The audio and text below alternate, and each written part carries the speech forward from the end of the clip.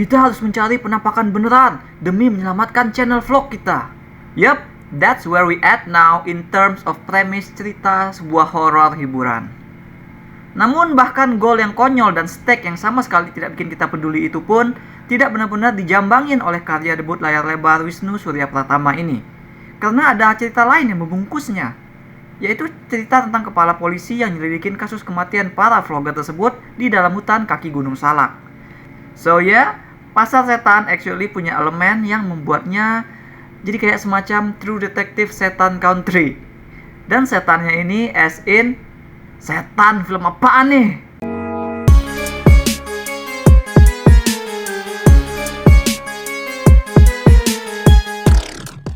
Cerita sekelompok vlogger yang nekat mencari pasar setan, mitos gaib yang sudah merakyat, disuhorn ke dalam cerita investigasi polisi yang nggak punya bahasan inner juga sebenarnya, selain berdebat soal realistis versus percaya tahayul. Dan juga nggak ngapa-ngapain sebenarnya polisi ini selain nontonin rekaman para vlogger yang dia temukan. Jadi itulah juga yang kita tonton. Kepala polisi bernama Rani jengkel karena kasus sekelompok anak muda yang tewas di hutan itu ditangani secara nggak logis oleh bawahannya. Seorang gadis satu-satunya yang selamat dari kejadian misterius tersebut, namanya Tamara, malah ditangkap oleh warga lokal. Jadi Rani membawa Tamara ke kantor, merawat sekaligus menginterogasinya. Karena bukti-bukti digital yang dia tonton belum cukup jelas menjawab kenapa teman-teman Tamara yang lain tewas. Tapi kesaksian Tamara, dia ini adalah host di acara misteri yang diambang kena cancel lantaran mereka ketahuan bikin konten palsu. Sehingga itulah sebabnya Tamara and the gang nekat mencari pasar setan dan akhirnya mereka diserang hantu-hantu beneran yang dipimpin oleh Nyai Salimah. Ternyata kesaksian Tamara berbeda dengan video yang diamati oleh Rani. Rani harus mengambil keputusan terkait Tamara, karena warga yang tadi percaya hal gaib mulai mendatangi kantor dan minta masalah Tamara ini diselesaikan oleh hukum mereka. Kita akan pindah-pindah dari kejadian yang dialami menurut sudut pandang Tamara ke aksi marah-marah Bu Rani, lalu ke beberapa video yang ditonton oleh Bu Rani. Dan selain lensa grainy yang lebih natural dan rasio vertikal, yang aku nggak tahu apakah itu mungkin maksudnya YouTube Short atau Instastory atau TikTok, karena aku memang kurang familiar sama format short itu, film tidak pernah benar-benar memberikan statement ataupun treatment yang berbeda terhadap perpindahan tersebut. Kita nggak yakin mana yang beneran terjadi, mana yang cuma cerita Tamara, mana yang cuma ditonton oleh Rani gitu. Mungkin ini taktik sutradara untuk melingkupi cerita dengan aura misteri, supaya kita juga terlibat dalam investigasi si Rani. Tapi jika dilihat dari gimana bentukan cerita, clearly yang diincar naskah sebenarnya adalah dramatic irony yang datang dari kita tahu Rani itu dia udah ngotot mengusahakan hal yang normally benar, tapi untuk kasus ini dia salah, ya kan? Makanya arahan film ini terasa missing the point buatku.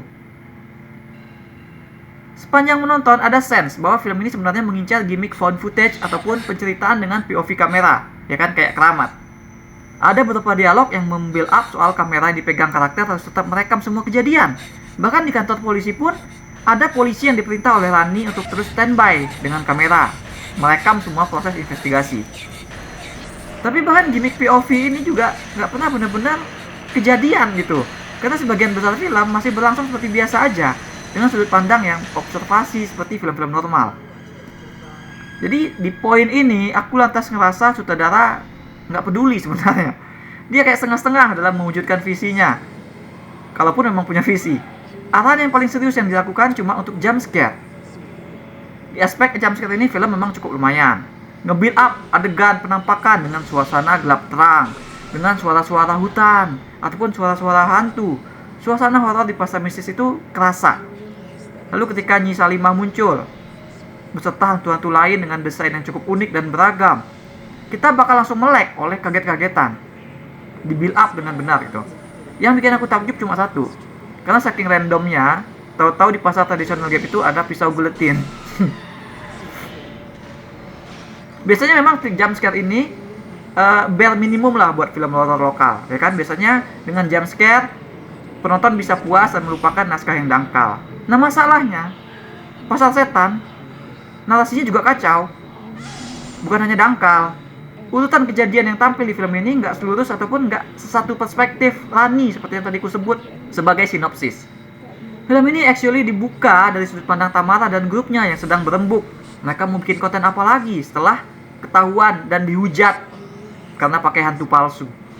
Seolah ini tuh adalah perjalanan Tamara untuk redeem herself, ya kan? Seolah ini perjuangan grup itu untuk menjadi ya mungkin semakin akrab ataupun menyelesaikan masalah mereka. Tapi kan ternyata tidak. Grup ini bukan karakter sebenarnya. Mereka cuma bagian dari misteri yang harus dipecahkan oleh Rani. Rani yang sebenarnya lebih fit sebagai journey karakter utama. Hanya saja Rani ini one dimensional banget. Dia nggak punya background kayak karakter utama gitu. Yang punya background ya si Tamara. Tapinya lagi, naskah tidak bercerita sebagai kisah perjuangan Tamara. Justru Tamara ini disimpan sebagai twist. Ya, itulah kacau narasinya.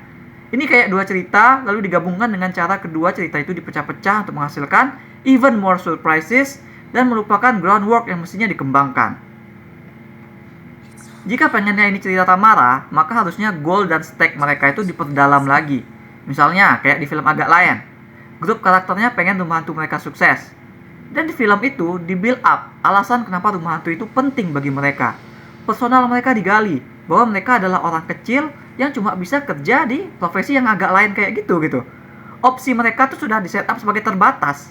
Rumah hantu itu jadi satu-satunya taruhan bagi mereka. Begitupun misalnya dengan horror found footage dari Amerika, Hell House LLC. Ya kan? Yang juga tentang sekelompok anak muda yang ingin rumah hantu mereka sukses. Film itu juga nge-build up kerjaan mereka sebagai kru rumah hantu itu dibangun sebagai hal yang personal dan mereka memang harus stay dan gak boleh gagal di kerjaan itu. Sedangkan di Pasar Setan ini, kerjaan Tamara dan kawan-kawannya sebagai konten kreator itu tidak dilandaskan urgensinya gitu. Kepentingan personalnya nggak ada. Kenapa mereka masing-masing yang masih muda, atraktif, sehat itu harus bergantung kepada nama baik channel? Kenapa mereka nggak pivot ke konten lain? Kenapa solusi yang terpikir oleh mereka tuh ya nyari hantu beneran gitu, kan nggak logis. Seolah dunia yang dibangun film adalah dunia yang realitanya hantu itu nyata gitu. Dan kalau memang realitanya begitu, kenapa nggak dari dulu mereka pakai hantu beneran? Inilah masalah dasar dari cerita film ini. Di tengah film sebenarnya ada momen ketika masing-masing teman Tamara curhat soal motivasi dan goal mereka. Hanya saja di titik itu, oleh karena bangunan cerita yang pindah-pindah aneh tanpa ritme jelas, mereka tuh cuma ngeluh dan berantem gak jelas gitu.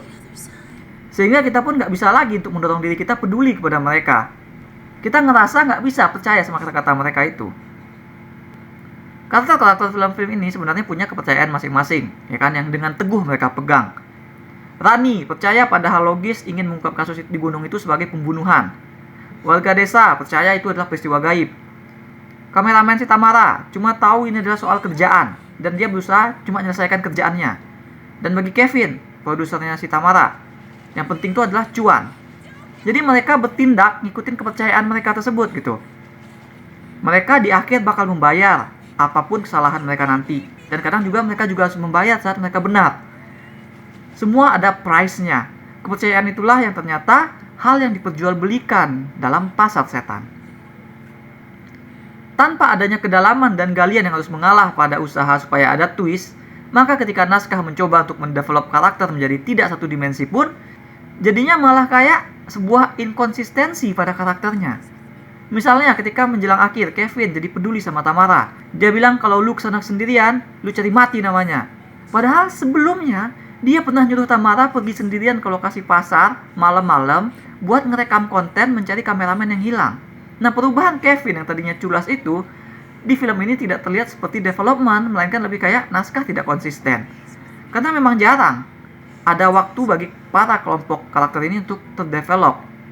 Karena dari bangunan ceritanya, momen-momen ketika kita kembali kepada mereka itu adalah momen-momen tempat cerita harus naik, alias harus ada yang seru.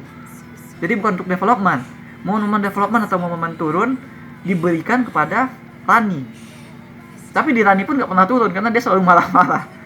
Jadi kayaknya sejauh ini dari film-film IDN Pictures yang pernah aku tonton dan review, film ini yang paling jauh.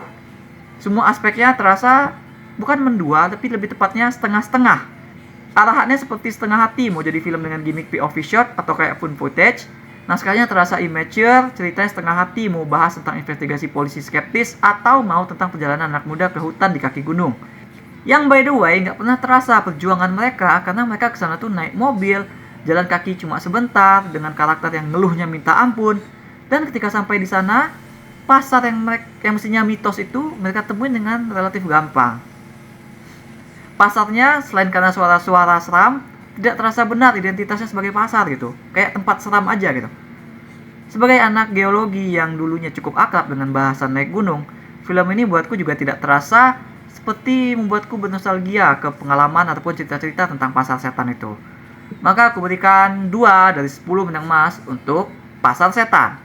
That's all we have for now. Mungkin kalian punya cerita atau pengalaman seram yang lebih mengerikan dari film ini saat naik gunung. Silahkan share di comments. Jangan lupa hit like dan subscribe supaya ketinggalan review-review dan playthrough lain. Kunjungi mydersit.com untuk review yang lebih detail. Atau kalian bisa kunjungi store mydersit di ciptoloka.com. Ada banyak kaos dan pernak-pernik custom yang unik, mulai dari film, musik, game, hingga wrestling. Thanks for watching. Remember in life, there are winners and there are losers.